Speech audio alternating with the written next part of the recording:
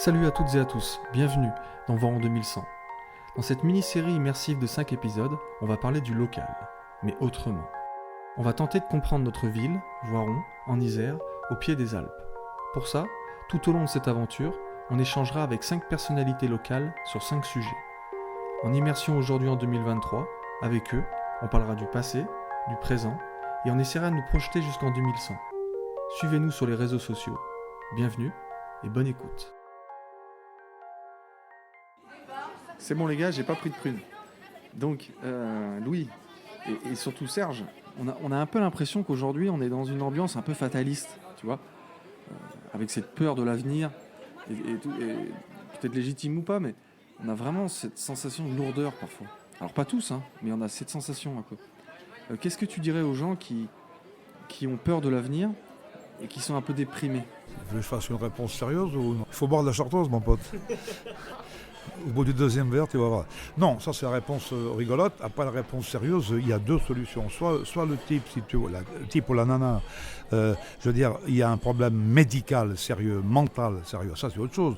La dépression, c'est une maladie, c'est pas un état d'âme. Alors ça, malheureusement, il faut passer par de la chimie ou autre chose, j'en sais rien. Si c'est uniquement un état d'âme, partir du principe que chaque époque de la vie, y compris des gens de ma génération, si tu veux, quand on avait 20 ans, 25 ans, il y avait des choses géniales, mais il y avait d'autres dangers, d'autres angoisses, d'autres stress. Moi, j'avais 25 ans à l'époque de la baie des cochons, la guerre atomique était là, j'avais déjà un gamin à l'époque d'eux, je me disais, je vais construire un arbre atomique dans mon bout de terrain, quoi. On se posait les questions. Donc, des périodes angoissantes, il y en a eu sans arrêt, si tu veux. Donc, il faut prendre, soit c'est maladif ce que tu as, il faut consulter parce que ça se soigne pas comme ça, soit c'est uniquement un état d'être. Et il faut aller chercher au fond de toi ce qui provoque ça. Je ne vais pas faire de la psychanalyse de bistrot, mais il faut sortir un peu les doigts du cul aussi quand même. Tu vois, je veux dire, bon, à un moment donné, quoi. Je veux dire, il faut un tout petit peu, là je parle de sucre, pour qui, vous savez, c'est pas une maladie, vous savez uniquement un petit, ouais, mais la société elle est vachement dure. Oui, c'est vrai, elle est peut-être un petit peu plus dure, mais à une époque, il y avait aussi, les sociétés étaient dures d'une autre façon. Moi, je suis de la génération Led Zeppelin, je suis la génération Queen, la génération Rolling Stone, donc c'est évident que c'était un tout petit peu plus rigolo, je ne peux pas dire le contraire. Mais il n'y a pas d'autre solution aussi que de créer sa propre bulle, son propre bouquet de fleurs. Tu es obligé, c'est aussi un peu au fond de toi. Moi, on me pose la question, on voudrait bien faire du théâtre, comment faire? Je dis, mais fais-en. Ah non, mais alors, ça paraît, ouais, mais c'est compliqué. Mais moi, à l'époque, quand j'avais 22, 23 ans, etc., j'avais déjà un gosse à l'époque. J'ai décidé de faire du théâtre avec ma femme. On est parti, on a créé une troupe. On est parti. On a fini le dernier boulot en mois de juin, mois de septembre. On faisait des spectacles pour enfants. On s'est balancé dans le vide dans le vide. Tu vois ce que je veux dire aussi? Je veux dire, alors au début d'ailleurs, on a survécu comme on a pu. Mais il y a ça aussi, se prendre aussi un petit peu par la peau des fesses aussi un petit peu, quoi, je veux dire, parce que sinon la vie elle va pas attendre d'être, faut pas attendre de la vie qu'elle te subventionne. Donc dans la vie, pour être heureux, faut pas attendre que la vie te rende heureux, il faut bosser pour donner l'envie à la vie de t'aimer. Putain, c'est vachement beau ce que je viens de dire. Faut garder cette phrase, les mecs, hein. Ouais. Alors juste Serge, on a vu que tu as fait pas mal de choses, mais tu as aussi tourné dans Kaamelott, dans la série, dans le premier volet d'Alexandre Astier. Alors, ça me fait penser à un personnage, tu vois, du roi Arthur, qui est un peu déprimé, et en plus, ça monte en puissance. Alors, tu vois, j'ai humblement essayé de comprendre le personnage. Moi, j'ai vu 3 choses du roi Arthur. La première des choses, c'est son passé. La deuxième des choses, c'est la mission, tu vois, la charge qui est trop lourde, celle d'aller chercher d'être à la quête du Graal. Et la troisième des choses, c'est le problème de communication qu'il a avec les autres. Alors par la bêtise, tu vois, par la connerie.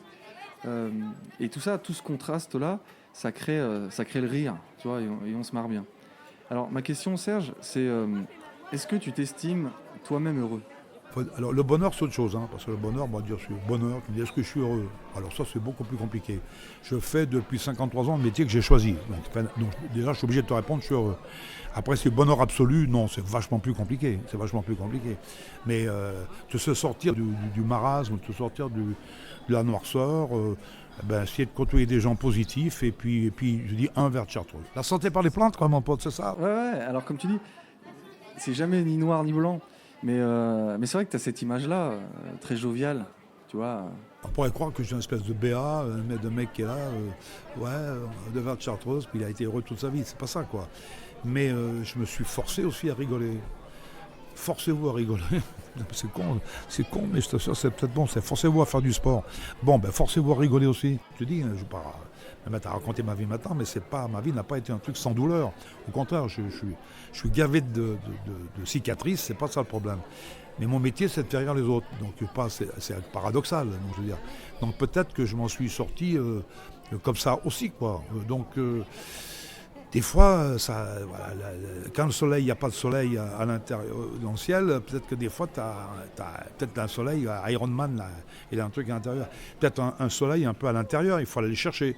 Il faut titiller ton propre soleil. Putain, mais je sors des phrases, des mecs, je suis prof de philo, là. Ouais. Alors juste, avec Louis, je sais pas si tu te rappelles, Louis, on a rencontré Aude, qui avait une question pour toi, Serge. Est-ce que tu as fait, ou est-ce que tu comptes faire de l'audio-description dans tes spectacles pour les personnes en situation de handicap visuel? Les personnes malvoyantes ou non-voyantes, je te dis franchement, ils entendent, quoi. Dans ce qui est théâtral, la famille Modrou, c'est un peu plus visuel, donc il y a des trucs qui leur échappent, mais les phrases quand même les dialogues sont permanents quand même. Bon, ils sont acceptés, en revanche, par contre, il n'y a pas de problème, voilà.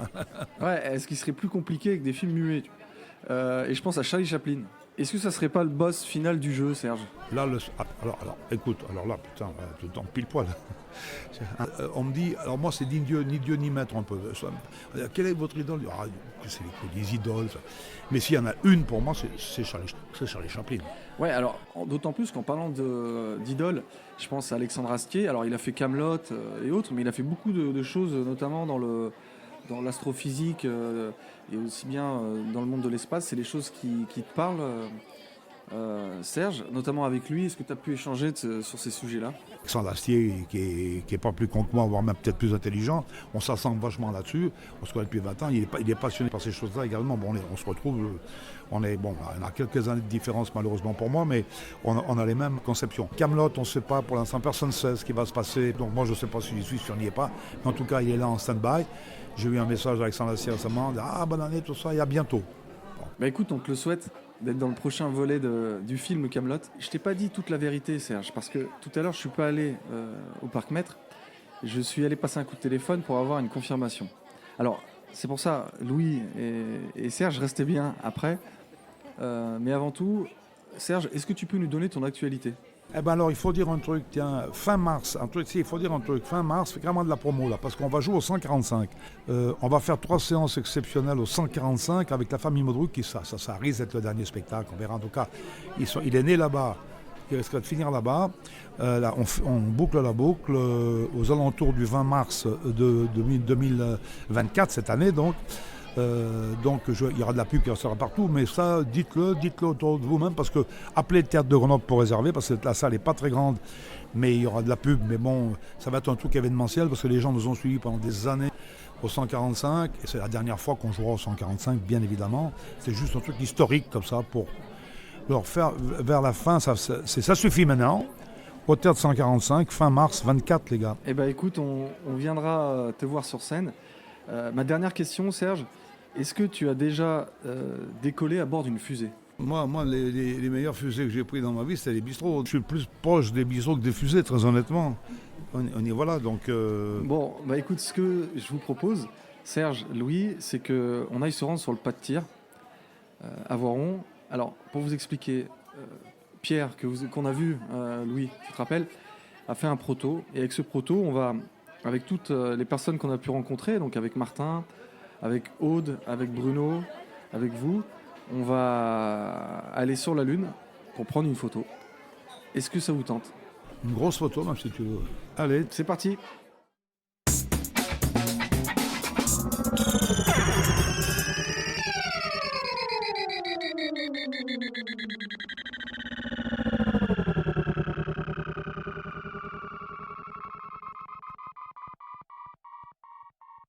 Super, vous êtes là.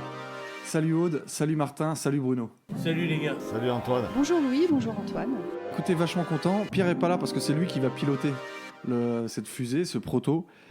Il devrait pas tarder à arriver. Ah bah je crois que c'est lui. Ouais, la soupe aux choux, Serge. Alors, pour rappel, on va sur la Lune prendre une photo, on fait l'aller-retour. À l'époque, ils ont mis 3 jours, on en mettra un peu moins. Montez dans la navette et je vous conseille juste de bien vous attacher parce que ça va dépoter. C'est parti.